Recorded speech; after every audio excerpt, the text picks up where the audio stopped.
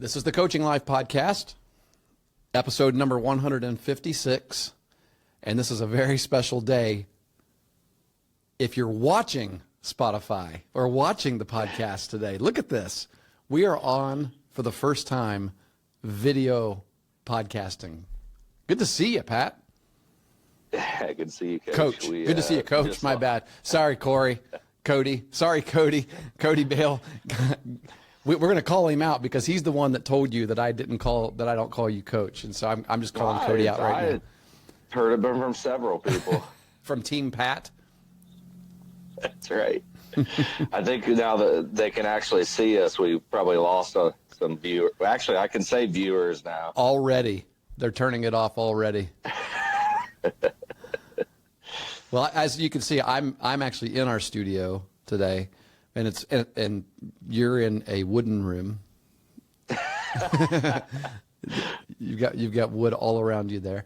Now, this is our dining room. You had some other appointments today. This has been a busy week for both of us. We're not getting our podcast done until Friday, so yeah. But hey, if this turns out good, it'll be worth the wait. Monumental.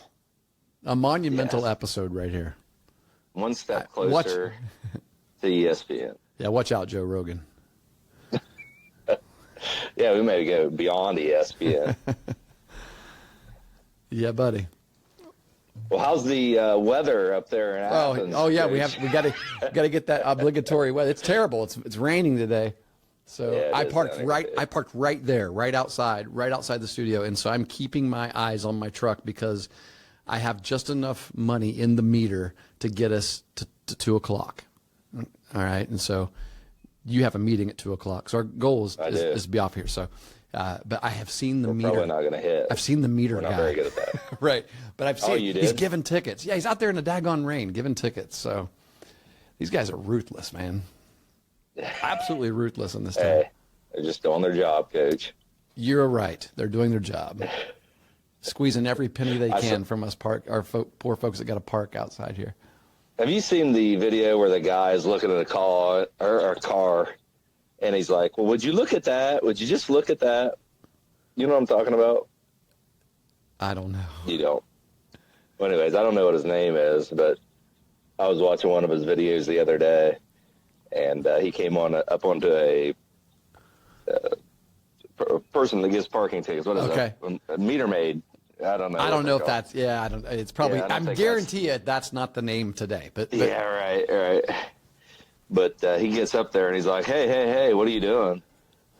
And the lady's like, "Well, look, read the sign." He's like, "Wait, you're not giving me a ticket, are you?" And she's like, "Well, yeah, you can't park here." And he's like, "Oh, come on, give me a break, come here." And he starts, the confrontation begins, and then he looks down. He's like, "Oh, this isn't in my car. Sorry about that." Carry on. Yeah. And she looks at him like, what? Oh, boy. Well, since we are limited in time, we probably should get down to business, you think? Let's get to work. Got a good show ahead of us today. Hope so. Yeah. Now, we are going to talk about, we're going to give, so it's that time of year. I mean, we should bring us in with some Christmas music, really, because it's that time of year, right, for Christmas music. That's true. We'll have to get on that next week. But I feel like this is the time of year where you make lists and you think about, like, you evaluate, where you've been, where you're going, and it's a list. What you want, making a list, checking it twice, things like that. Commercialized, exactly. The event that is Christmas. I like Christmas. You're getting there. You're coming around. You're coming around. That's right. Chastity's bringing you around. You've probably been you've probably done a little more Christmas shopping than I have. I bet you haven't. Okay. Chastity's. I've gone 0 times, so I don't know about you. I've condoned it. Okay. Or supported You've it. carried bags and sat in the chairs in the department store watching football. No, we haven't. A good dad, good husband. Been out a lot. Yeah. And we've used online shopping a lot over the last few years. Yeah, you don't have to go shopping anymore. I know, but I miss that. And that's the one thing about the Christmas season, not the one thing. but it's something that I remember from my childhood. And like every once in a while, I just want to go to the mall and just sit in a chair, Yeah. eat a pretzel, and watch everyone else freak out about what they need to get for People Christmas watch. for everyone. Yeah. Yeah. Yeah. Yeah. Listen to the There's music. something soothing that, Well, it probably did you do that when you were a child? Did your parents take you?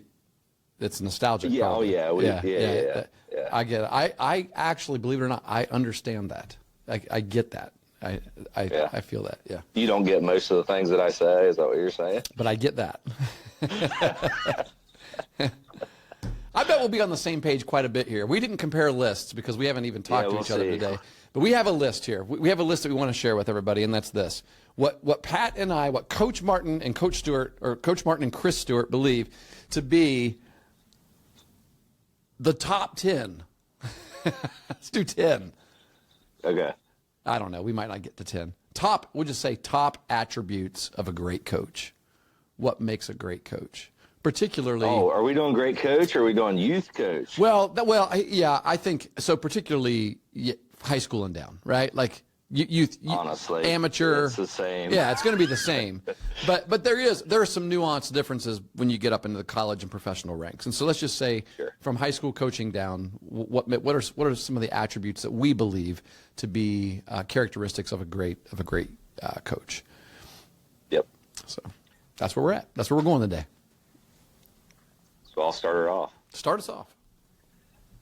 Enthusiasm, passion. Yeah, you're agreeing. I think, we talk a lot of times, and we've talked about this in the past, about making the game fun. Yeah. And everyone kind of racks their brain about, how do we make practice fun? How do we make, the pressure situations during games fun? And I think a lot of that can come from the excitement and the positive energy that we show as coaches. And especially in a youth environment, kids feed off of that energy and that Absolutely. enthusiasm.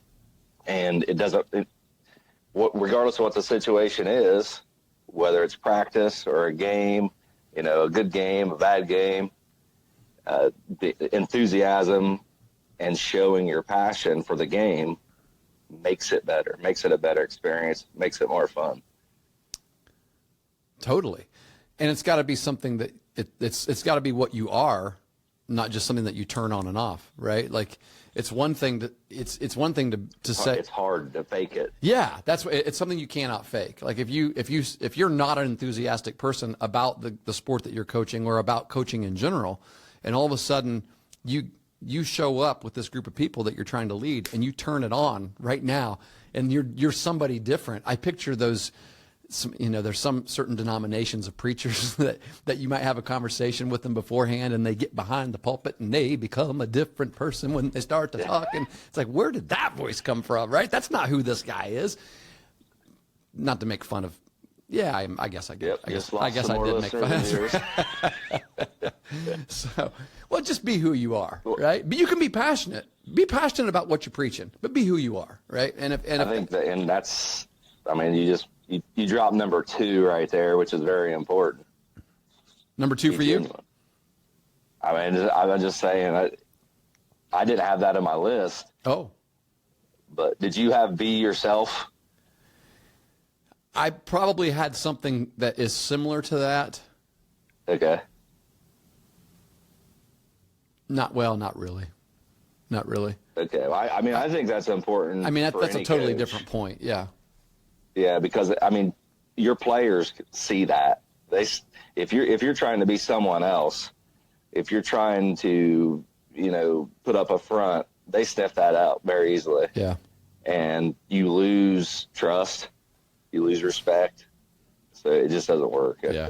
I don't think. I think you got to be yourself, and that lets those guys around you know that they know who they're following. They know who their leader is. Right. Yeah. It's important. Good point. The number 1 I had on my list was this. Love kids. Right? Yep. It sounds weird when you say it out loud. You can say that, right? You can say, You could say Yeah, you could say definitely love say kids. it. Yeah, you could say it generally. There's a comedian.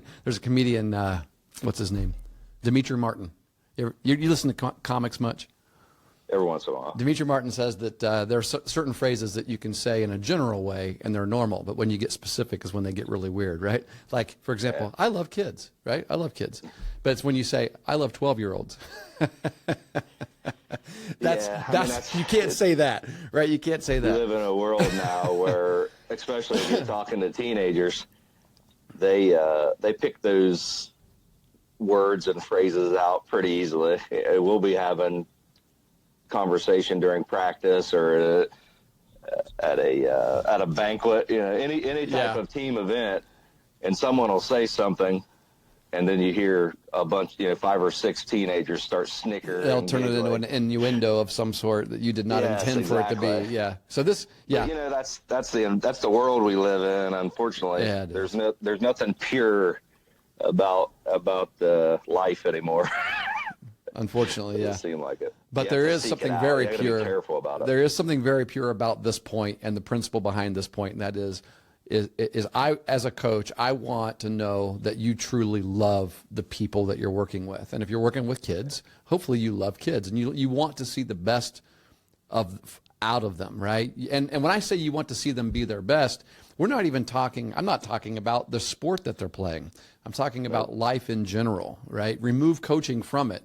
Like, let's say you're not coaching. Are you still a person that is doing something to support and help young people in general, right? I think, because we're talking about, because you might not be that kind of person and you can still coach. But we're talking about characteristics that we believe to be of the best coaches. And if you want to find a really great coach for an organization or for a team, find somebody that really genuinely cares about kids and loves them. Yeah, I completely agree with that, Coach. I think it makes it easier to be a good coach. Could you be a good coach without having that attribute? Maybe. You could be effective. Mm-hmm. And you can be still a good leader, a good role model. But I think having that motivates you to be the best as you can be for those people that you're working for. Yeah. But yeah, that's a big one. What is that, 3? That's 3. All right. Number 4. I'll say be resourceful. Okay. And there's a few ways you can do that. And another one of my points kind of is a piggyback off of this. But, I would say when I'm thinking about being resourceful, use the people around you that are available to you. So if you're coaching a youth team, reach out to the high school coach in your area. Yeah. Reach out to multiple high school coaches. But specifically reach out to your local high school coach so that you could talk to them about, hey, what are we not teaching, well enough? What are you seeing with our kids that come to you, that they're not as developed in other things that they are in this? And that gives them an idea, or gives you an idea of what you need to work on. For sure. Or what the philosophy is, or how they like to practice, or, anything like that. And you're not only doing your team a service, but you're doing those guys a service or girls, when they get into the high school program. Mm-hmm. So you're working together with that. You're actually making yourself part of that program. Yeah. And then 2, surround yourself with good people. Yeah. The best people that you can. So look for those people. Don't just rely on your own knowledge and energy. Yeah. But use that of people around you. Yeah, I've got a similar point, so I'll tuck it in there underneath yours here, so it's not an additional one. It's still number 4. But what I wrote down was delegation and collaboration. Nice, So yes. be the kind. You're the kind of person that, like you said, you surround yourself with people who can do the things that you can't do, that do things well that maybe you don't do as well. Where you're weak, they're strong, and so those people you delegate things to them, and then just like you elaborated on, collaborate with everyone and anyone that you possibly can to be as effective as you possibly can. I think people who people who love kids and, understand the game that you're trying to play and coach, are the people that you want to surround yourself with on your coaching staff and collaborate with. However, and so in those two ways, those people are like you. However, I would say you don't want people that are like you and all those other, like whatever their strengths are, you might not be as strong. So find people that aren't like you, right? But like you definitely want people that love kids and and love the game, have a passion for the game and are enthusiastic. But also make sure that you got some different personalities there as well, and surround yourself. Be confident in surrounding yourself with those people as well. Yeah, absolutely. And you use the word delegate, and I would say that goes hand in hand with trusting those people. Trust is huge. Empower them. Yeah. To coach, to take some of that weight off your shoulders, to use their skill and knowledge, to help the team. Yeah. A lot of coaches have a tendency to surround themselves with good people and then not allow them to help. And they just wear a uniform and sit in the dugout, right? Or they go out and coach that base, or whatever sport you're playing. They're just around. Sure. And sometimes, I think that I've experienced this in high school, having discussions with my assistant coaches, they kind of like to teach certain things differently than I do. So, there's some evaluation there and sometimes some give and take. Yeah. Going, okay, if you want to control this, go ahead and control it. I'll let you teach it the way that you want. Yeah. Yeah. Good stuff. I'll give number 5. I said love kids first, and then number 2, I've got know your kids, know them, know your athletes. And so I guess to put one word on this, I would say empathy is a characteristic. Empathy is a characteristic of a great coach. Because here's the dichotomy is like you're coaching a team. We might be talking to some coaches that are listening to our podcast who coach individuals in individual sports. But for the most part, I'd say we're probably talking to people who coach teams. And so as much as we see it as our job to make them a team, to make all these individuals one and get them to mesh and get that chemistry working well to have success as a team, they're still individuals, which means they're all different, which means they have different learning styles. The ways that they rest and recover are different. Like we're finding that in the off season, in the weight room now, right? I mean, some kids recover more easily than others. And so you might have a kid that only comes 2 times a week instead of 3. And you might need to understand why. Or maybe that's happening for another reason. Like maybe that kid has to have a job because he needs to help support his family, or maybe there's just all kinds of things. The different abilities that your kids have. What kinds of things motivate them? What's their home life like? What are their academics like? Those are the things like if you're just now hearing that and thinking of it for the first time, then I would say take a step back, evaluate your, because these should be regular parts of who you are as a coach. In my opinion, sure. And yours. I completely agree with you. I had empathy on my list. Awesome.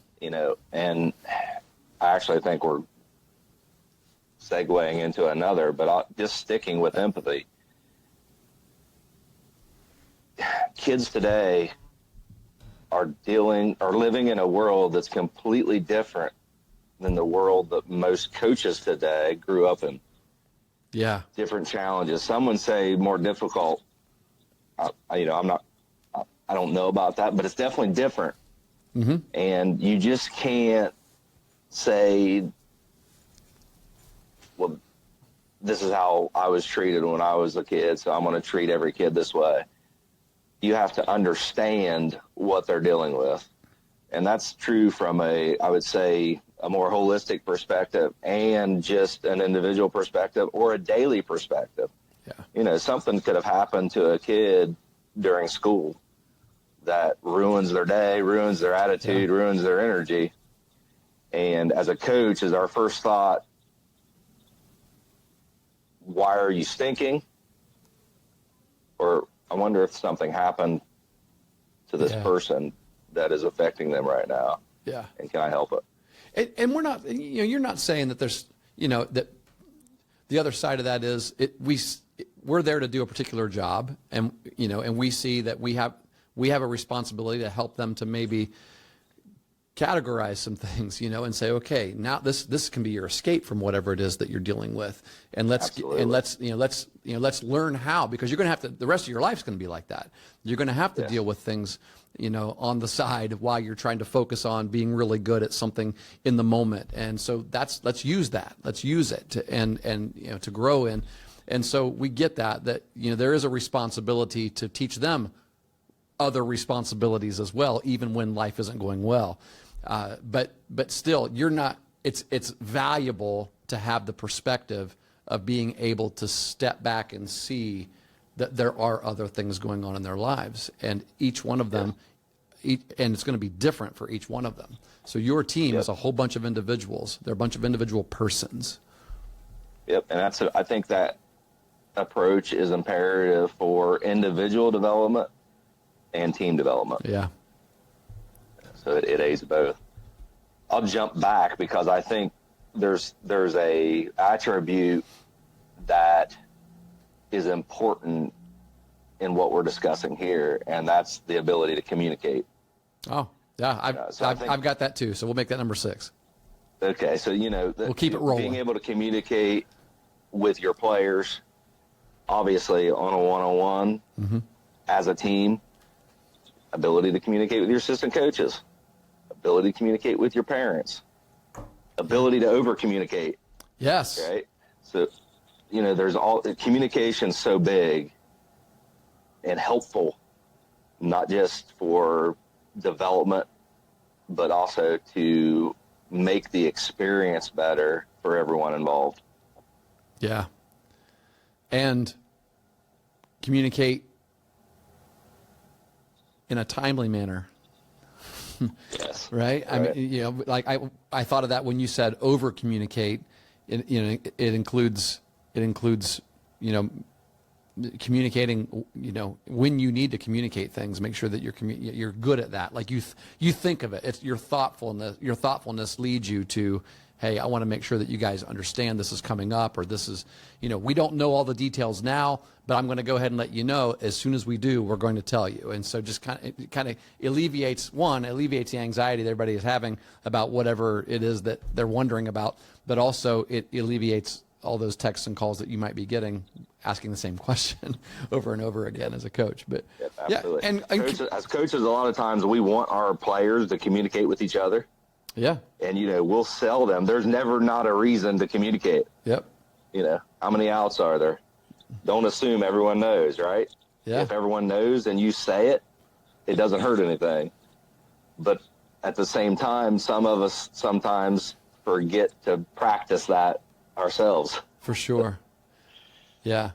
And communication includes listening as well as talking. Oh, yes. So, yes, correct. Yeah. So both of those. I have a very valuable one that's to me, and I'm sure it is to you as well. And this will be number 7. Driven to improve.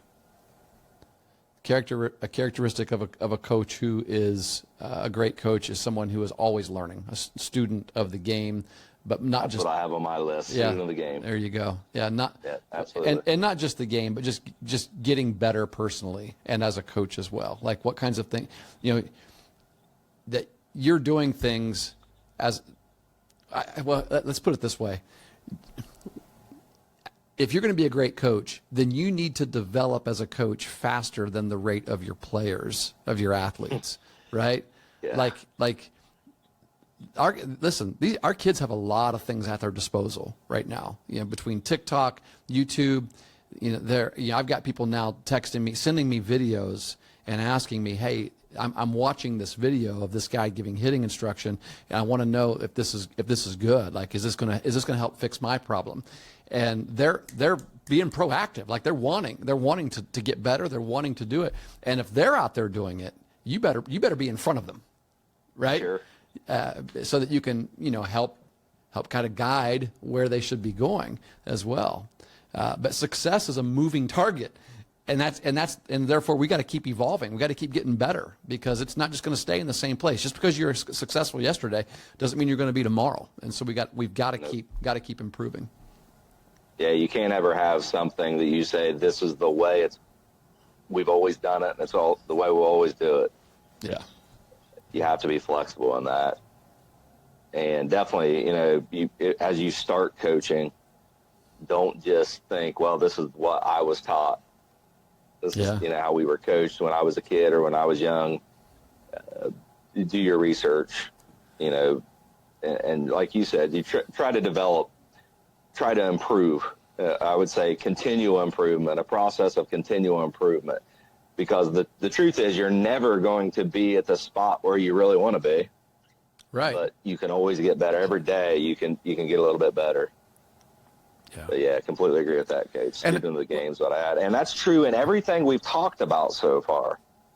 Everything we've talked about, our enthusiasm, our resourcefulness, the way that we communicate, we can improve those things, evaluate and improve how we do them, and what we need to do to get better at them all the time. Yeah. Yeah. And you do that by listening to podcasts like this, right? That's right. Or watching podcasts like this, right? We're going to improve and get better at this stuff, this new venture we have. But not just ours. Like listen to podcasts, take notes, watch videos, go to clinics when you get the opportunity to go to clinics.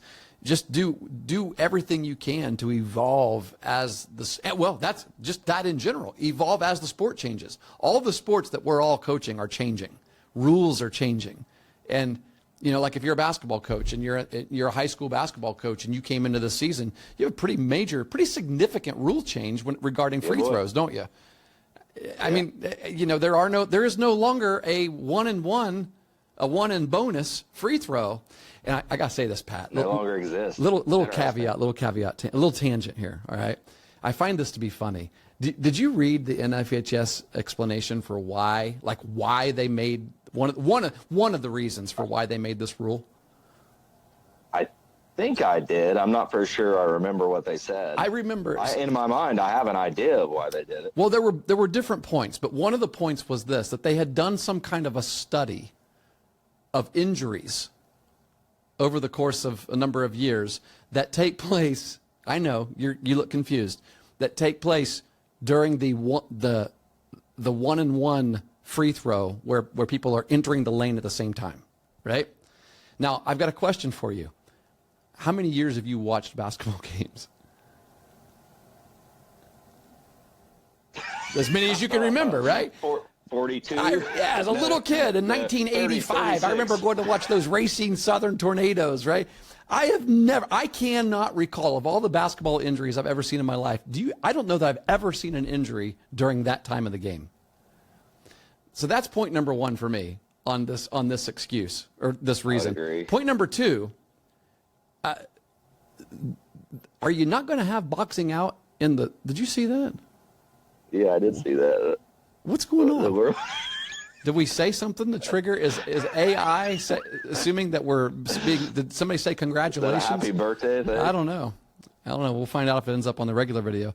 But here's the thing. Like on the second free throw, are they not going to be boxing out? Are they not going to be entering the lane? So they're saying they're cutting it half or what? Well, I don't know. To me, I tell you what it sounds like to me. It sounds like somebody had to come up with a reason. And they just said that. There's no way that there's any kind of study that shows that there's a bunch of injuries during that time. And even if that is the reason, it doesn't make any sense because there's still the second free throw. They're going to be boxing out. They're going to be entering the lane the same way. It doesn't make any sense. Right. It's going to remove a lot of the drama, I think, at the end of games where you need to hit two free throws and you got one and a bonus and you missed the first one. Or you need to hit one. You need to hit one, right. And you missed the first one, and you get a second chance at it, right? I thought it was a speed up rule, but yeah, I think you're right there. I think it is a speed up rule because everybody wants things to go faster these days, right? Of course. Where are we at? Number 9? I don't know. Number 8, I think. I think we're at 9. Are we at 9? Oh yeah. Looking at the clock, we might be at 9. I said love coaching. just love coaching. Just love it. Yeah. Just love coaching in general. Love. I think I've seen coaches that I feel like maybe they're lost their energy, their joy, happiness in coaching, and it has an impact, a negative impact on them and their team. So it's something that you need to enjoy doing. I definitely wouldn't recommend. You can't do it for the money at high school and below. Right. Right. Most likely if you're doing it, you're doing it because you love coaching. There's a good percentage of people that probably are at this level. Sure. Right. And I would even go. I think just make sure you love what you're doing. Yeah. It'll make you a lot better. Yeah, because there are a lot of other reasons to do it. Well, nobody else wanted it, and so I had to take it. But I've even heard people say that. That's a one-year thing. Sometimes that happens. Sometimes that has to happen, right? Yeah. Right. Yeah. I get it. But yeah, I totally agree. We all want to do things. You're going to be the best at things that you endeavor to do that you love. I mean, we all have to do things that we don't love, but it's those things that we really love and have a passion for that we're really good at. And I think, if you don't love it as much, I love the thought of, instead of searching for what you're passionate about and finding that and doing it, you could search for something you're passionate about for years and never find it, right? And then you're just wandering.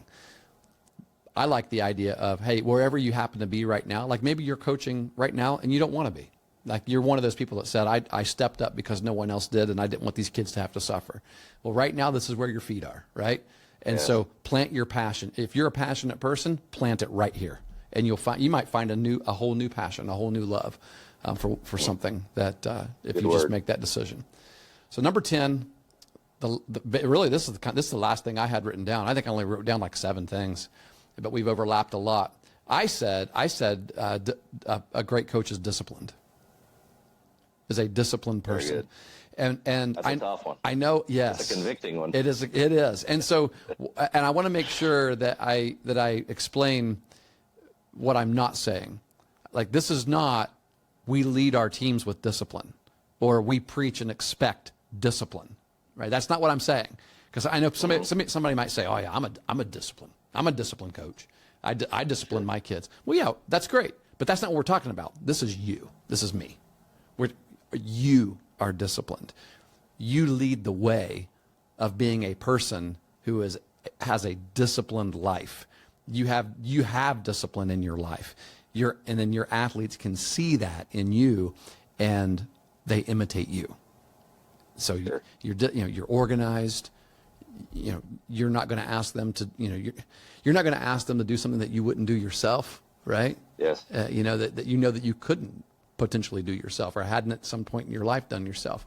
There are, and obviously we all do things. Like if you're 76 years old and you're still coaching and you're in the weight room and you're teaching your kids how to lift, you're not going to sit down there and do the same things that they're doing. That's not what I'm saying, right? Right. But you. That's why I like when those junior high or the elementary kids come in, because you can outlift them. That's right.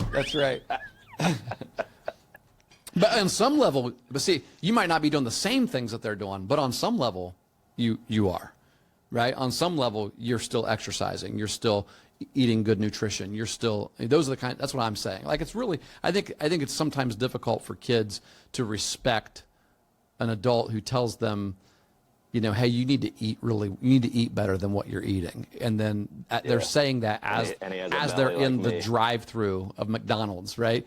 Like, we just ordered and now we're waiting on our food. Hey, by the way, if you're going to lift and you're going to get you're hoping to make gains, you need to make sure that you're eating really well. Oh, thanks for my fries. Yeah, could I get some extra salt for that? No. Let's set the example, right? Let's set the example. No, you're right. And I feel better. Right. Like, if I get on my kids about the way they eat. I get on our players, our athletes about their nutrition, because I hate to see them working so hard in the weight room and knowing that what their nutritional habits are doing is actually fighting against all of the work that they're putting in the weight room. And so I'll get on them. I got behind one of them the other night to spot him doing a squat. I saw him, he was by himself, and I said, I got you. He went down to that squat and ripped a fart so long and so loud and so smelly. And I kid you not, Pat. And this is the part of the podcast where it gets a little gross. But you know a Big Mac when you smell it, don't you? Coach. Yeah. You know what I'm saying, smell though. it all the time. And I'm like, dude, No, that's a Big Mac. And he said, that's two, Coach. Like, okay. You know, you're working hard. Why are you putting that in your body? Right? You know, it's hard, though. That's the biggest thing. And I think nutrition is the missing, I don't know, It's the greatest element or missing ingredient. element for the common high school player. Yeah. The ones that are elite, the ones that everybody looks at and says there's something different about that guy or that gal, right? You know what it is? Usually, it's the disciplined way that they eat, Yeah. and it's those habits. Those habits are different than yours. Yeah, and creatine and like pre-workout and these things are getting They're becoming very, very vogue. Really, really they're very popular trendy. right now. Yeah. And I've been telling a lot of the athletes that come in our weight room, look, there's other ways to go about this. The picture that I paint to them is, look, if you have to take this stuff to get ready to work out, you're training your body to need that to perform at its best. Yeah. So really what you're saying is you're going to have to start taking them before games and practices as well. Man, I said the same thing. I said the exact same thing the other night. Somebody asked me, I kid you not, last night somebody asked me about pre-workout, and that was my exact answer. That I never, like, even personally, I said I've tried it. There was a phase in my life where I took some, like a little, I don't know, I bought some. It was in a little container, really like strong, sweet blueberry, blackberry flavoring stuff. It had BCAA, and a bunch of sugar and caffeine and all that to get you jacked. And granted, I get it. I get it that it gives a boost of energy, which is then going to allow you to get more work done in the weight room at a higher level of intensity, right? And so then if you're working at a higher level of intensity, then that means you're going to make some better gains. But I kind of stand where David Goggins does on this. Like, he doesn't even listen to music when he's running for that same reason. He's like, if I need music to jack me up and motivate me to run, then I don't need to be out here trying it. I need the motivate. That needs to be from in here. Because, and here's the thing, and I know you agree with this, in the weight room, you're not just developing physically, you're developing mentally as well. Yeah. So it's a good thing. It's an opportunity when you go in there and don't feel the greatest. Yeah. And know that, hey, I'm going to do what it takes to get through my workout. Because what happens? Man, doesn't that happen during our games? Yeah. And I'll tell you what. That's a real life scenario. What happens when you run out of pre-workout or you forget to take it and you come in and you have a bad workout? Are you tempted to make an excuse? Oh, yeah. Sure, It's no wonder I couldn't get that last set, the full 5 reps, because I didn't have my pre-workout today.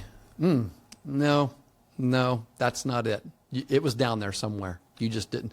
You have now become reliant upon a supplement to do what you need to be able to do.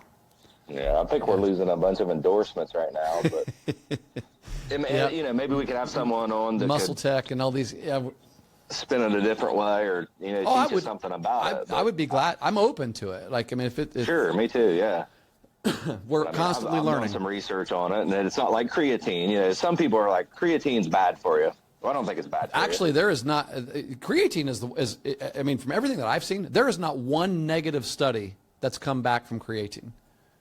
Not one.